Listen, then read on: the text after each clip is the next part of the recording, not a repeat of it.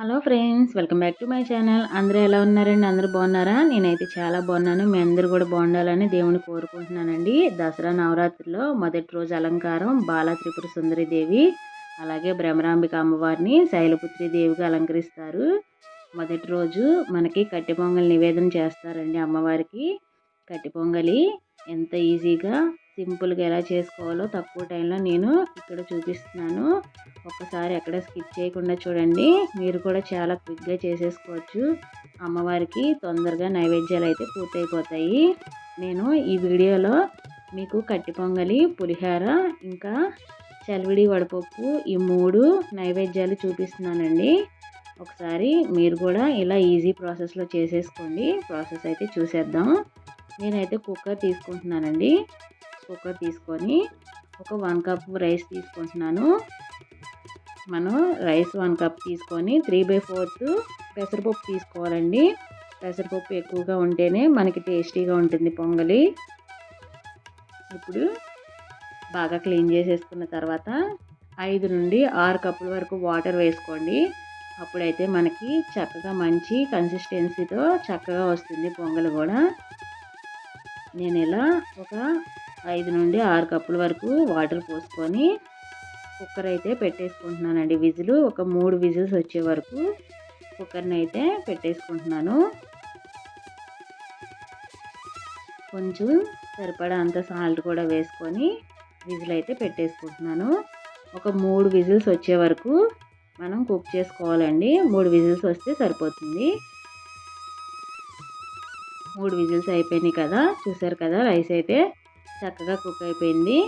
మీరు మ్యాష్ చేసుకోవాలనుకుంటే కొంచెం లైట్గా మ్యాష్ చేసుకోండి. చూడండి రైస్ కూడా చక్కగా ఉడికిపోయింది. నేను కొంచెం ఇలా లైట్గా అయితే స్పూన్తో అయితే కలుపుతున్నాను అంతే. ఇప్పుడు పోపు పెట్టేసుకుందాం మనం. నేను ఈ నైవేద్యానికి నెయ్యే వాడుతున్నానండి. నెయ్యితో చేసుకుంటేనే మనకి అమ్మవారికి నైవేద్యం గుమగుమలాడుతూ చాలా టేస్టీగా వస్తుంది. అమ్మవారికి కూడా చాలా ఇష్టము ఆవు నెయ్యితో చేసుకుంటే. ఇలా నెయ్యి వేసుకొని నేను పోపు దినుసులు, ఇంకా పెప్పర్ సీడ్స్, ఇంకా ఎండుమిర్చి, తర్వాత కరివేపాకు, తర్వాత జీడిపప్పు, ఇంకా ఇంగువ కూడా యాడ్ చేసుకుంటున్నాను. తర్వాత కొంచెం మిర్చి కూడా యాడ్ చేసుకోండి. మనకి ఇంగువ యాడ్ చేసుకుంటే ఫ్లేవర్ చాలా బాగుంటుందండి. మీరు ఒకసారి ట్రై చేసి చూడండి. చాలా చాలా టేస్టీగా కూడా ఉంటుంది దేనిలో కానీ ఇంగువ వేసుకుంటే. ఇప్పుడు అన్నీ వేసేసుకున్న తర్వాత ఒకసారి అయితే మనం పోపు దినుసులంతా మంచిగా వేగే వరకు కలిపేసుకుందాము స్పూన్తో. ఇలా నేతిలో మనకి ఎంత బాగా వేగితే అంత చక్కగా ఫ్లేవర్స్ అన్నీ బయటకు వస్తాయి.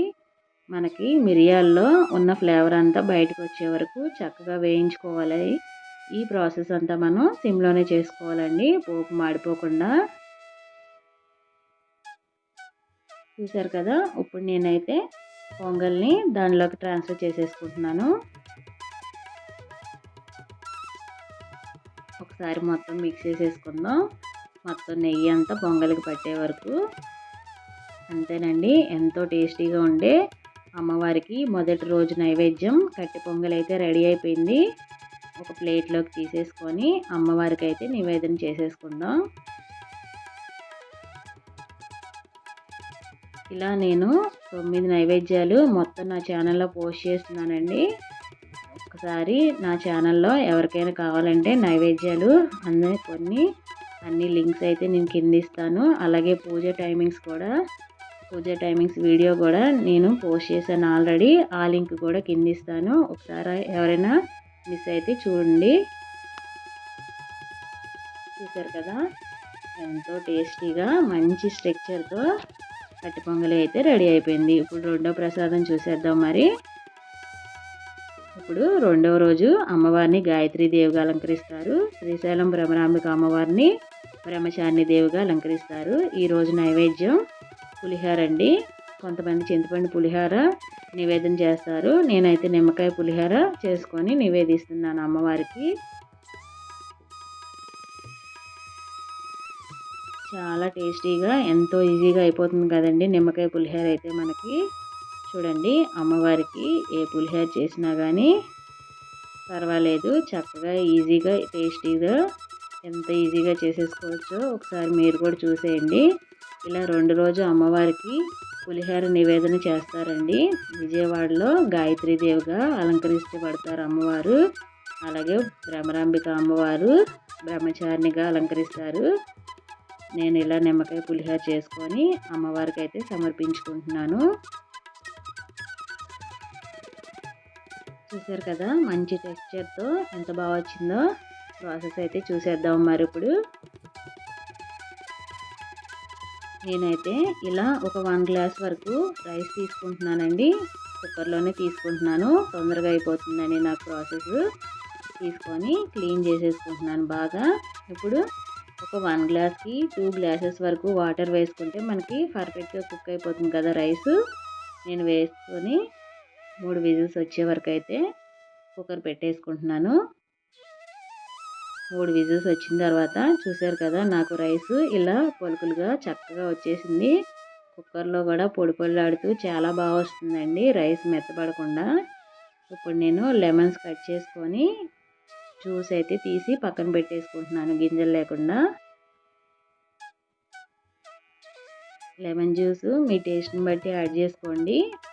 నా టేస్ట్ని బట్టి అయితే నేను ఇలా ఒక 2 లెమన్స్ అయితే తీసుకొని పక్కన పెట్టేసుకుంటున్నాను. ఆ నిమ్మకాయ తొక్కల్ని మనం పడేయకుండా దేవుడి దగ్గర ఉన్న సామాగ్రిని చక్కగా తోమేసుకోవచ్చండి. అది మనకి మంచి టిప్లా కూడా పనిచేస్తుంది. ఇప్పుడు ఒక 2 మిర్చి తీసుకుంటున్నాను నేను. మిర్చి తీసుకొని ఇలా స్లైసెస్గా కట్ చేసేసుకుంటున్నాను.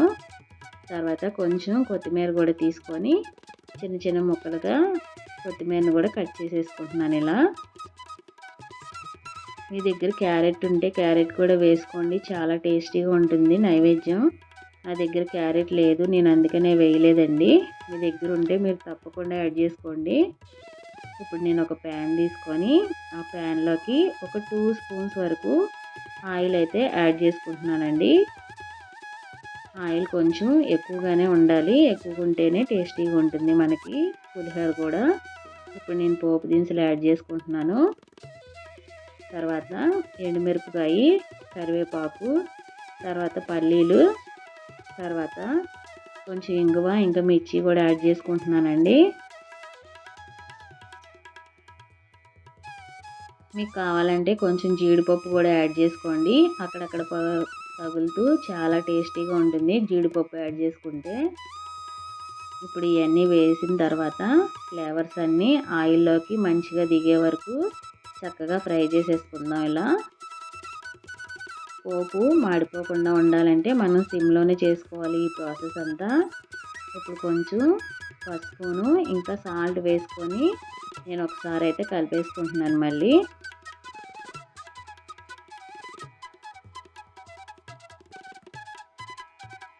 చూసారు కదా ఇలా పసుపు కూడా యాడ్ చేసుకున్న తర్వాత నేనైతే కలిపేసుకుంటున్నాను.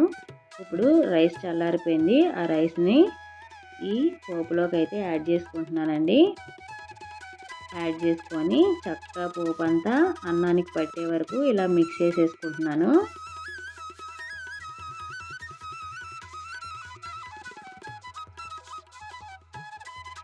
మొత్తం రైస్కి అంతా మొత్తం ఫ్లేవర్స్ అన్నీ పట్టే వరకు చక్కగా మిక్స్ చేసేసుకోవాలండి.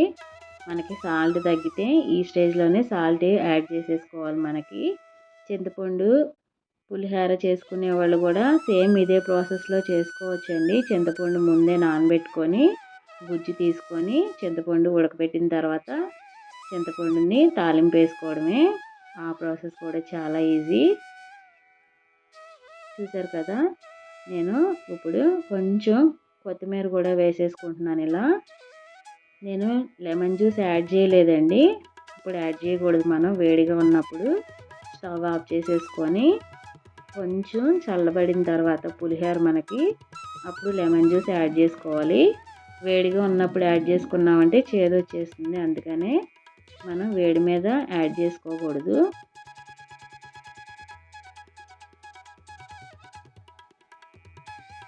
ఇప్పుడు లెమన్ జ్యూస్ కూడా వేసేసుకొని ఒకసారి మొత్తం బాగా కలిపేసుకుంటున్నాను ఇలా.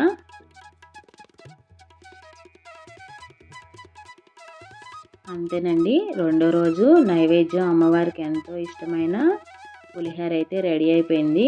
ఇప్పుడు వేరొక సర్వింగ్ బౌల్లోకి తీసేసుకొని అమ్మవారికి అయితే నివేదన చేసేసుకుందాం.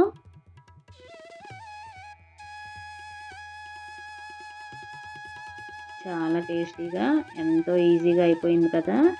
ఈ ప్రాసెస్లో మీరు కూడా చేసుకోండి, చాలా క్విక్గా అయిపోతుంది.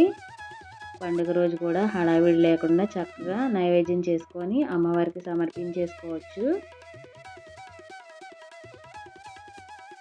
రెండో రోజు చదవాల్సిన మంత్రాలు ఇంకా అమ్మవారి చీర రంగు అన్నీ కూడా నేను ఆల్రెడీ నా ఛానల్లో పోస్ట్ చేశాను. మీకు ఎవరికైనా కావాలంటే కింద నా ఛానల్లో లింక్ ఇస్తాను. ఆ పూజ వివరాల లింకు మీరు చూసేయండి ఆ వీడియోను కూడా. ఇప్పుడు నేను ఇంకొక ప్రసాదం ఇప్పుడు వడపప్పు సెలవిడి ఎలా చేసుకోవాలో కూడా చూపిస్తున్నాను. ఈ సెలవిడి వడపప్పు అనేది చాలా ఈజీ కదండి. మనం రోజు పెట్టుకున్నా కానీ మనకి అమ్మవారికి చాలా ఇష్టమైన ప్రసాదం కూడా. సెలవిడి పెట్టుకుంటే చలువ చేస్తుంది అంటారు కదా, అందుకని మనకి ఏ పండుగ జరుగుతున్నా కానీ ఈ చలివిడి వడపప్పు అయితే మ్యాండేటరీగా ఉండాలి రెండు కూడా మనకి. నేను కొంచెం పెసరపప్పు తీసుకొని క్లీన్ చేసుకొని ఒక 15 నిమిషాలు నానబెట్టుకుంటున్నాను.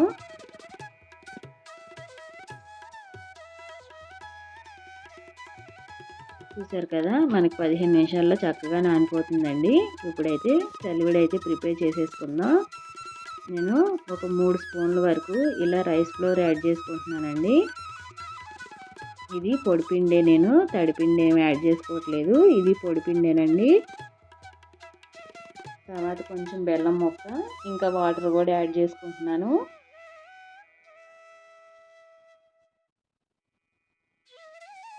ఆ బెల్లం ముక్కలు ఇంకా వాటర్ మొత్తం మిక్స్ అయిపోయే వరకు ఒకసారి అయితే కలిపేసుకుంటున్నాను నేను.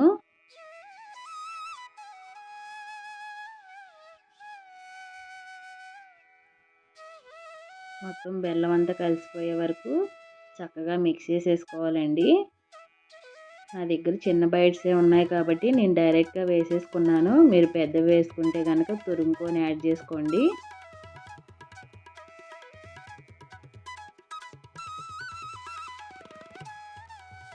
చూసారు కదా, కొంచెం ఫ్లేవర్ కోసం నేను ఇలాచీ పౌడర్ కూడా యాడ్ చేసుకుంటున్నాను చలివిడిలోకి.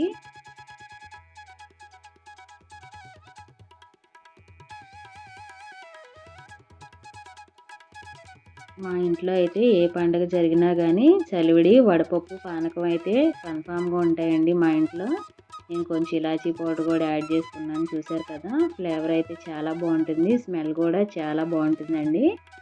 నేను ముందే కొంచెం ఎక్కువ కొట్టేసి పెట్టుకున్నాను షుగర్ కలుపుకొని యాలకుల పొడిని. ఇప్పుడు ఆ పొడిని కూడా యాడ్ చేసుకున్నాను. ఇప్పుడు చలివిడి అయితే మనకి పూర్తయిపోయింది కదా. ఇప్పుడు ఈ చలివిడి వడపప్పును కూడా రెండు కలిపి ఒక ప్లేట్లో పెట్టేసుకొని అమ్మవారికి నివేదన చేసేసుకున్నాం.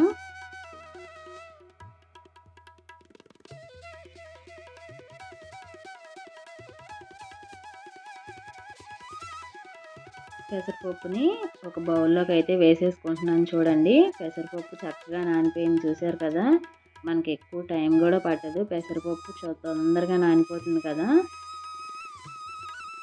అంతేనండి, ఎంతో టేస్టీ అయిన ఇంకొక ప్రసాదం చలివిడి వడపప్పు రెడీ అయిపోయింది. ఇంకా చిన్న బెల్లం మొక్క కూడా పెట్టుకొని నేను నివేదన అయితే చేసేసుకుంటున్నాను.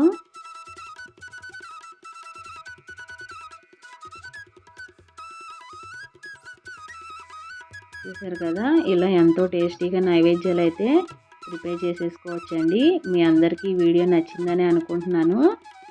వీడియో కనుక మీకు నచ్చితే ప్లీజ్ లైక్, షేర్, సబ్స్క్రైబ్.